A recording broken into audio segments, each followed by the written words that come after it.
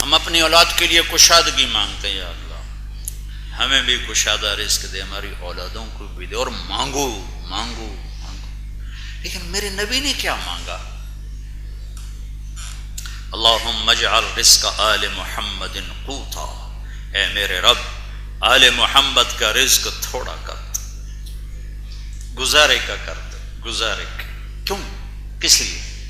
کہ کوئی قیامت کے دن مجھے یہ تانا نہ دے کہ آپ کی اولاد نے مزے کیے اور ہم سولیوں پہ لٹکے، ہم نے فاقے سہے۔ ایک صحابی آ کر پیٹ سے کپڑا اٹھا، یا رسول اللہ یہ دیکھیں میں نے پیٹ پہ ایک پتھر باندھا ہوا ہے بھوک کی وجہ سے، تو آپ نے کرتا اٹھا کر فرمایا یہ دیکھو میں نے 2 پتھر باندھے ہوئے۔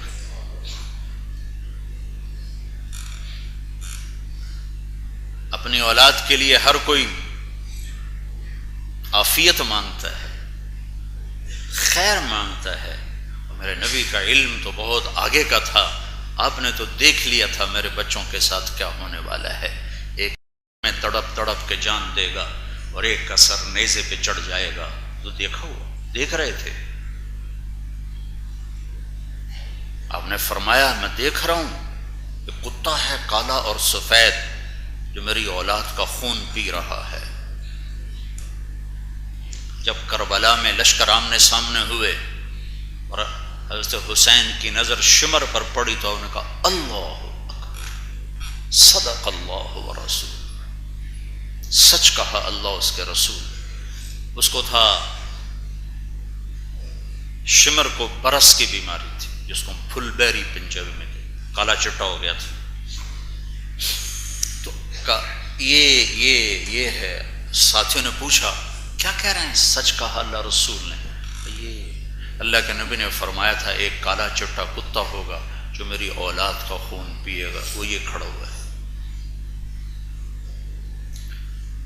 اور عشق و محبت ایسا بچوں سے، عربوں میں عیب تھا بچے کو اٹھانا، عرب سرداروں میں عیب تھا بچے کو اٹھانا، نہیں اٹھاتے تھے، پیار نہیں کرتے تھے۔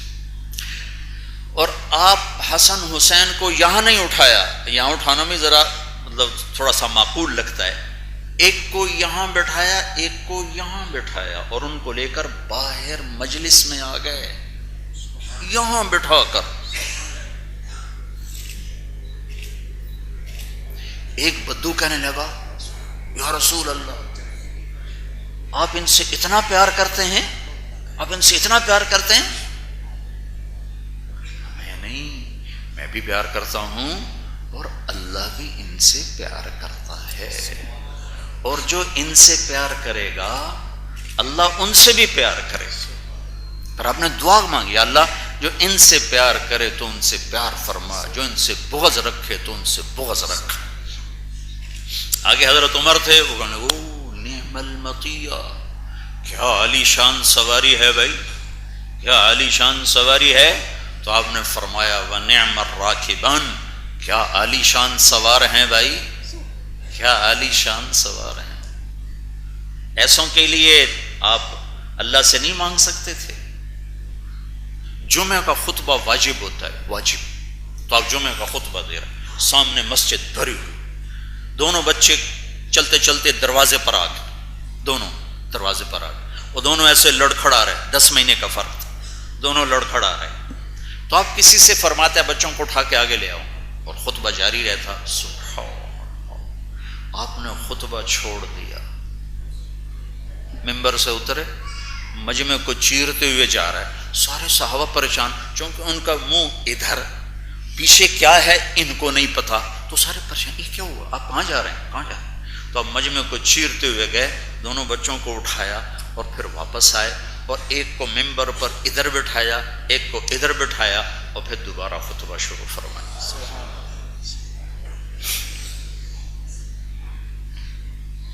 فرض نماز ہو رہی ہے، فرض یہ نہیں معلوم کہ ظہر ہے، عصر ہے، مغرب ہے، عشاء ہے، فرض نماز ہے، اور آپ سجدے میں ہیں، سجدے میں ہیں۔ حسن دوڑتے ہوئے آئے اور آ کر کمر پہ چڑھ گئے، اور آپ نے سجدہ لمبا کر دیا۔ تھوڑی دیر بعد پچھلوں کو تشویش ہو گئی، اتنا لمبا سجدہ، آپ کو کیا ہو گیا، فوت ہو گئے، مسئلہ ہو گیا تو جو پہلی صف کے لوگ تھے انہوں نے یوں کر کے دیکھا، سجدے میں دیکھا تو دیکھا تو حسن اوپر کھیل رہے، تو وہ جو بالکل آپ کے پیچھے چند لوگ تھے ان میں سے ایک نے سجدے میں تھوڑا سا آگے ہو کے یوں ہاتھ آگے بڑھایا بچے کو پکڑ کر نیچے اتارنے کے لیے، تو یہاں بغل سے آپ کو نظر آیا کہ ایک ہاتھ آگے آ رہا ہے، تو آپ نے اپنے سجدے میں سے ہاتھ اٹھا کر اس کو یوں کیا، مت چھیڑو مت چھیڑو، تو وہ پھر پیچھے ہو گئے۔ جب تک حسن کمر پہ بیٹھے رہے آپ نے سجدے سے سر نہیں اٹھایا، اور معلوم ہے ان کے ساتھ کیا ہونے والا ہے، ہاتھ کیوں نہیں اٹھائے؟ میرا رب تو اپنے حبیب کی کوئی بات نہیں موڑتا، ہاتھ کیوں نہیں اٹھائے؟ آپ کی تسلی کے لیے کہ جب تم پر دکھ آئیں تو میرے دکھ یاد کر۔ جس دن آپ دنیا سے جا رہے تھے 12 ربیع الاول 7 جون 633 عیسوی 11 ہجری، شدید گرم دوپہر اور جانے کا وقت قریب آ گیا، تو آپ نے پہلے اپنی سب بیویوں کو بلوایا، ان سے ملاقات کی اور ان کو رخصت فرمایا، پھر حضرت فاطمہ کو بلوایا، ان سے ملاقات کی، اور انہیں بیویوں کو تو نہیں بتایا، انہیں بتا دیا میں جا رہا ہوں، تو وہ رونے لگیں، تو کہا رو نہیں، سب سے پہلے تیری میری ملاقات ہوگی۔ 6 ماہ بعد بیٹی کا بھی انتقال ہو گیا، ان کو رخصت کیا، پھر علی کو بلوایا، پھر ان کا سر اپنی گود میں رکھا، ان کی کمر پہ ہاتھ پھیرتے رہے اور ان کو دعا دیتے رہے، پھر ان کو رخصت فرمایا، سب سے آخر میں دونوں بچوں کو بلایا اور ان کو اپنے ایسے لیا اور ان کے سر چوم رہے تھے اور آنسو ٹپ ٹپ ٹپ ٹپ ٹپ ٹپ ٹپ، ایک زہر میں تڑپتا دیکھ رہے تھے، ایک کو نیزے پہ چڑھتا دیکھ رہے تھے، دعا نہیں کی، دعا نہیں کی، تقدیر کے حوالے کر دی۔ جب یہ چلے گئے تو جبریل آ گئے، یا رسول اللہ موت کا فرشتہ دروازے پہ آ چکا ہے، اندر آنے کی اجازت چاہتا ہے، تو آپ نے فرمایا اجازت؟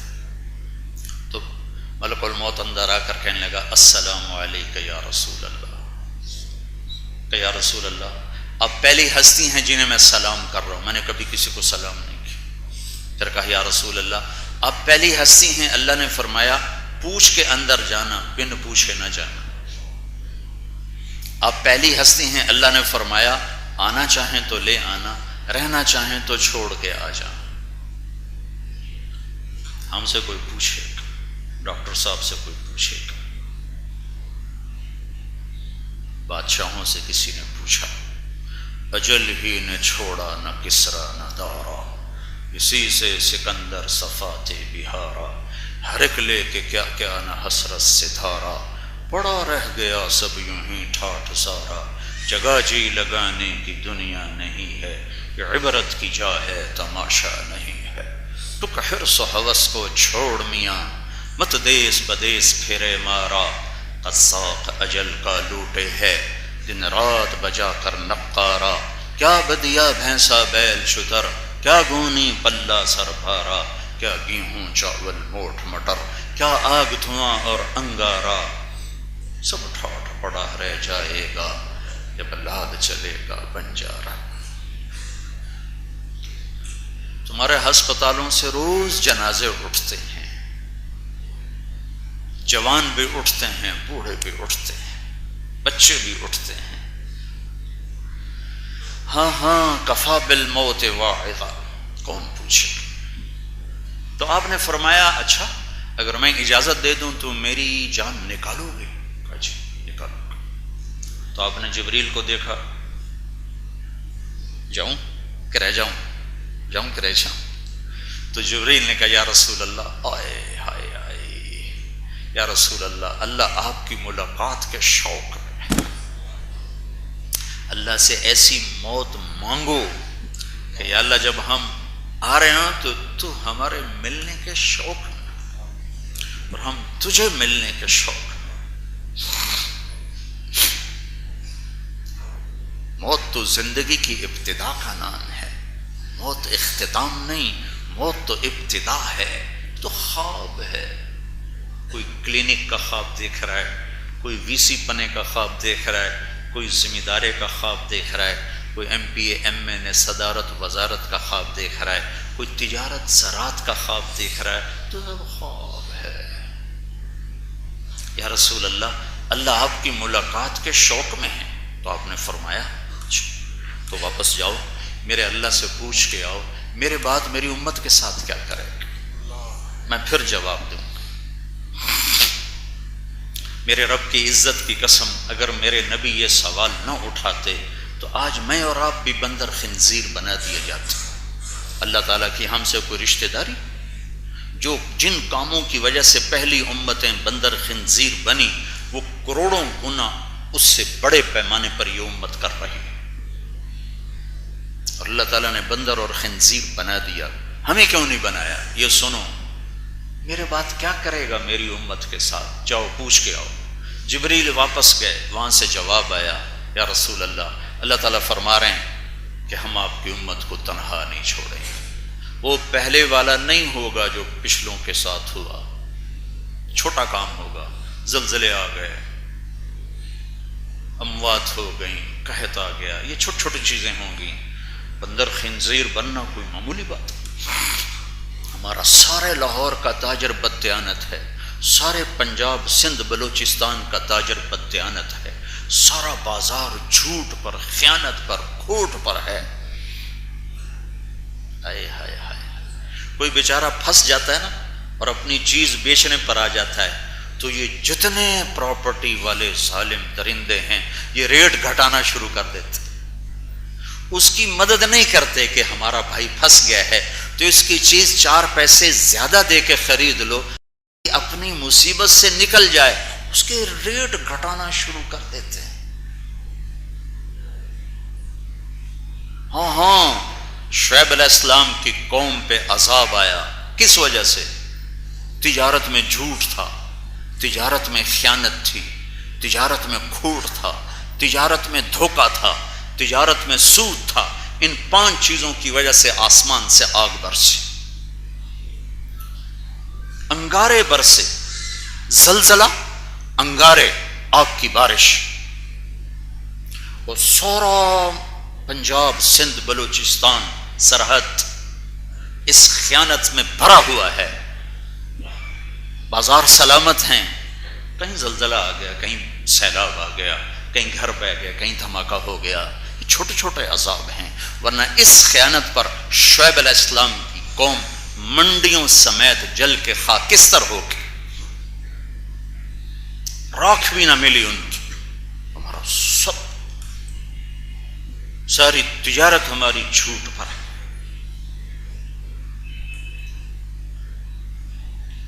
اللہ کے نبی سے پوچھا گیا، یا رسول اللہ قیامت کب آئے گی؟ آپ نے فرمایا اللہ کو پتہ ہے کب آئے گی۔ وہ کہنے لگے کوئی نشانی تو بتائیں۔ تو آپ نے فرمایا جب ماؤں کو ذلیل کیا جائے گا تو قیامت آ جائے گی۔ تو آج کی ماں کہاں عزت دار ہے؟ آج کی ماں کہاں عزت کے ساتھ ہے اپنے بچوں کے پاس؟ آج کی اولاد ماں باپ کے ساتھ کیا کر رہی ہے؟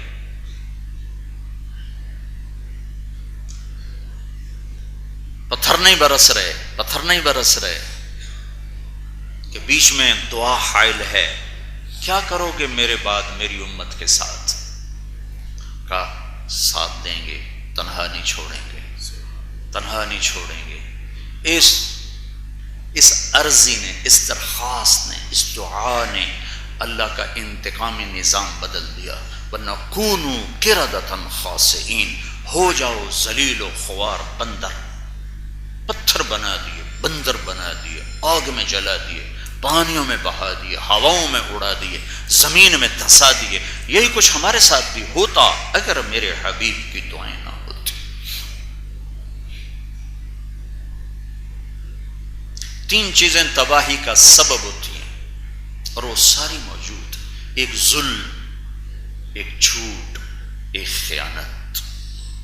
میرا سارا دیش جھوٹ پر ہے، خیانت پر ہے، ظلم پر ہے۔ صرف طاقتور ظالم نہیں ہے، غریب بھی ظالم ہے۔ صرف سیاستدان ظالم نہیں، غریب بھی ظالم ہے۔ صرف پولیس والے ظلم نہیں کرتے، عوام بھی ظلم کی انتہا پر ہے۔ طاقتور بھی ظالم ہے، غریب بھی ظالم ہے۔ یہ تین چیزیں جس معاشرے میں زندہ ہو جائیں، معاشرے میں ظلم ہو، انصاف نہ ہو، عدل نہ ہو، جس معاشرے میں جھوٹ ہو، سچائی نہ ہو، جس معاشرے میں خیانت ہو، دیانت نہ ہو، اس معاشرے کے لیے پتھر برسنا کوئی بڑی بات نہیں، بم دھماکے کوئی بڑی بات نہیں۔ قومیں سازشوں سے نہیں ڈوبتی، قومیں اپنے اعمال کی وجہ سے ڈوبتی۔ ہمیں تو کسی کو چھینک بھی آ جائے تو کہتے ہیں امریکہ کی سازش۔ قوموں کے سفینے اپنے ہاتھوں ڈوبتے ہیں، قومیں خود برباد ہوتی ہیں، پھر بربادی آتی ہے۔ سازشوں سے کوئی نہیں، میر جعفر نے سازش کی اور میر صادق نے سازش کی، وہ دیکھ کے سارے چاول ہی گندے ہو چکے تھے، ایک دانہ باہر آ گیا۔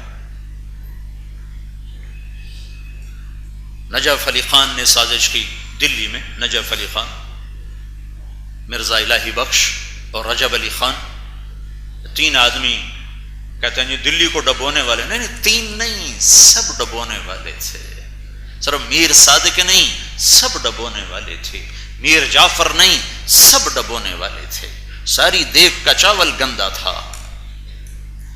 سازشوں سے قومیں نہیں تباہ ہوتی، قومیں اپنے کرتوتوں سے تباہ ہوتی، اپنے اعمال پہ تباہی آتی۔ تو میرے نبی نے ایک زندگی دی تھی، وہ تو دعائیں مانگ کے ہم ظالم موجود ہیں، پتھر نہیں برس رہے، بددیانت موجود ہیں، ہوائیں نہیں اڑا رہے ہیں۔ میرے نبی سے پوچھا گیا یا رسول اللہ مسلمان بزدل ہو سکتا ہے؟ کہاں کیوں نہیں ہو سکتا؟ یا رسول اللہ مسلمان بخیل ہو سکتا ہے؟ کہاں کیوں نہیں ہو سکتا؟ کہ یا رسول اللہ مسلمان جھوٹ بول سکتا ہے؟ نہیں، جھوٹ نہیں بول سکتا، جھوٹ نہیں بول سکتا۔ کہ اگر میرا امتی ہے تو دو کام نہیں کرے گا چاہے کچھ ہو جائے، ایک جھوٹ نہیں بولے گا، ایک دھوکہ نہیں دے گا۔ سارا تاجر دھوکے باز ہے، سارا معاشرہ جھوٹ اور دھوکے اور فراڈ پر ہے۔ سارے سے مراد اکثر 100 میں جب 100 ہی ایسے ہوں، لاکھ میں کوئی ایک ہو تو کیا ہوا؟ جھوٹ نہیں بول سکتا۔ کیا نہیں؟ من غش فلیس منا، جس نے دھوکہ دیا میری امت سے نکل گیا۔ ہندوستان ہمارا ازلی دشمن ہے، نہیں، تم اپنے ازلی دشمن ہو۔ ہماری دشمنی تو نفس و شیطان سے تھی، انہی کوئی دوست بنا لیا، تو اب دشمن کا کیا ہے؟ تو ادھر ادھر کی نہ بات کر، یہ بتا کہ قافلہ کیوں لٹا، مجھے راہزنوں سے گلا نہیں، تیری راہبری کا سوال ہے۔ جب 90% امت نماز نہ پڑھتی ہو، 100% تاجر جھوٹ پہ چلتا ہو، 100 میں 100 بچے ماں باپ کو دکھ دینے والے ہوں، 100 میں 100 تاجر کھوٹ، خیانت، جھوٹ کا شکار ہوں، تو وہاں میرے رب کی رحمتیں کہاں سے اتریں اور ایٹمی طاقت بننے سے کہاں عزت ملے گی؟ یہاں جنید بغدادی بھی صدر بنا کے بٹھا دیے جائیں، شیخ عبد القادر جیلانی کو وزیر اعظم بنا دیا جائے، اور امت کا عمل وہ ہو جو آج ہے، تو ایسی بڑی ہستیاں بھی ہماری تقدیر نہیں بدل سکتی۔ جب زبان کا بول غلط ہو، جب زبان گالی کی عادی ہو، جب زبان جھوٹ کی عادی ہو، کس کس کا رونا روئیں؟ جب ڈاکٹر مریض کو کسٹمر سمجھنے لگے ہو، جس دیش میں مریض کو کسٹمر سمجھا جائے اس دیش کا کیا حال ہو؟ جس میں مریض گاہک بن کے آ رہا ہو،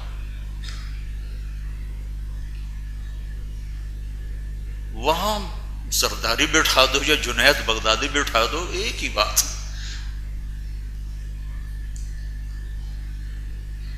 طبیب تو مسیحا ہوتا ہے، یہ بھی تاجر بن گئے، طبیب بھی تاجر بن گئے۔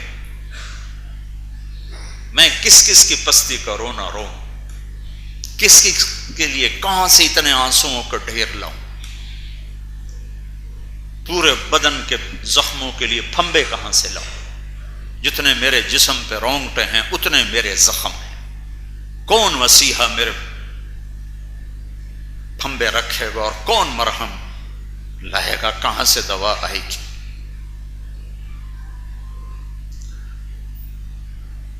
غیر مسلم ہماری حفاظت میں ہوتے ہیں، ان کے گھروں کو آگ لگا دی جائے، یہ کون سا عشق رسول ہے؟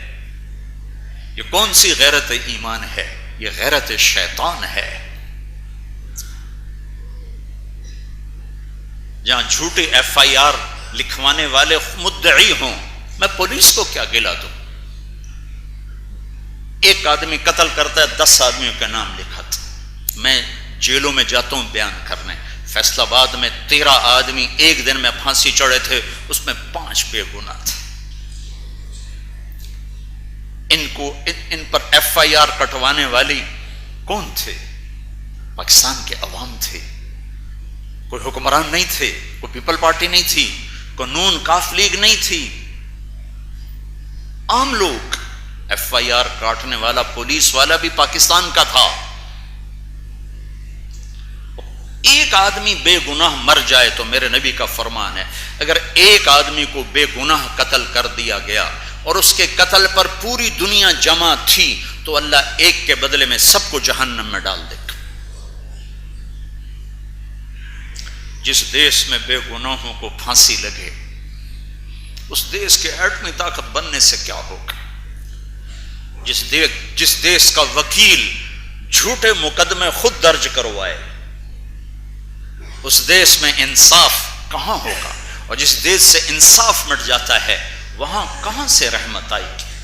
دریائے راوی سونے کا ہو کے بہنے لگے، اور ہمارے عدالتیں اور وکیل وہی کریں جو آج کر رہے ہیں، تو ذلت اور فقر اور بھوک کے سوا کچھ نہ ہوگا۔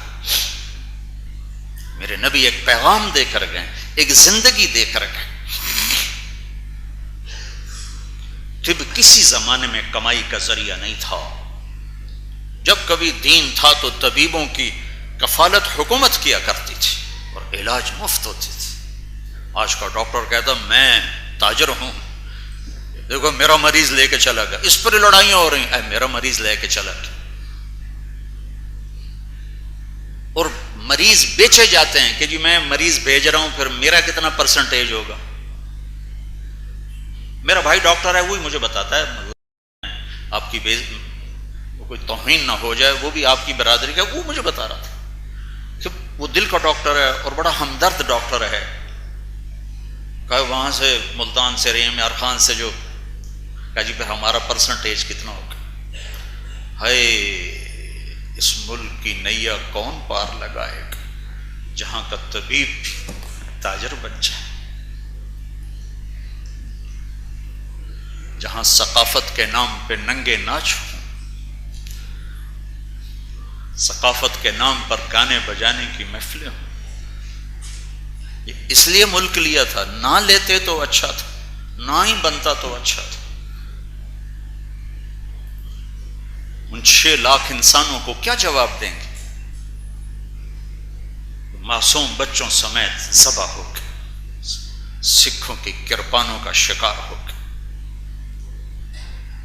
میں ہندوستان کے ایک شخص سے ملا حج میں، تو اس نے کہا ہم پنجاب میں یہ تبلیغ کے سلسلے میں گشت کر رہے تھے، تو ایک بڑھیا ملی، بڑھیا کہنے لگی بچے ہو میں مسلمان ہوں، سکھاں چاہ لیا ہے، اے میرے بچے لے جاؤ شاید مسلمان ہو جاؤ۔ ایسی لاکھوں بچیاں بوڑھی ہو کے کچھ مر گئیں، کچھ اپنے بڑھاپے کا رونا رو رہی ہیں۔ تو اس لیے لیا تھا کہ وکیل ڈاکو بن جائے، انصاف بکنے لگ جائے، زمیندار متکبر ہو جائے، ڈاکٹر تاجر بن جائے، تاجر بددیانت ہو جائے، عورت کپڑوں سے باہر نکل آئے، اولاد ماں باپ کی نافرمان ہو جائے۔ اسلامی تاریخ میں 2 ریاستیں اسلام کے نام پر بنی ہیں، پوری اسلامی تاریخ 2 ریاستیں اسلام کے نام پر بنی ہیں، ایک مدینہ منورہ اور ایک پاکستان۔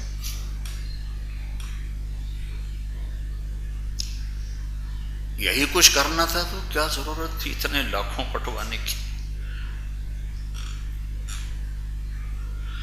ہاں میرے بھائیوں، کوئی ناامیدی کی بات نہیں ہے۔ آج ہم توبہ کر کے اللہ رسول سے صلح کر لیں تو کام بن جائے، کل صبح نمودار ہو جائے، صبح کوئی دور نہیں ہے، قریب ہے، ایک قدم پہ صبح ہے، ایک قدم پہ تابناک مستقبل ہے کہ یہ سارا مجمع توبہ کرے، اللہ کی رحمت کی باہیں کھل جائیں گی اور اللہ اپنی مدد کو اتار دے گا۔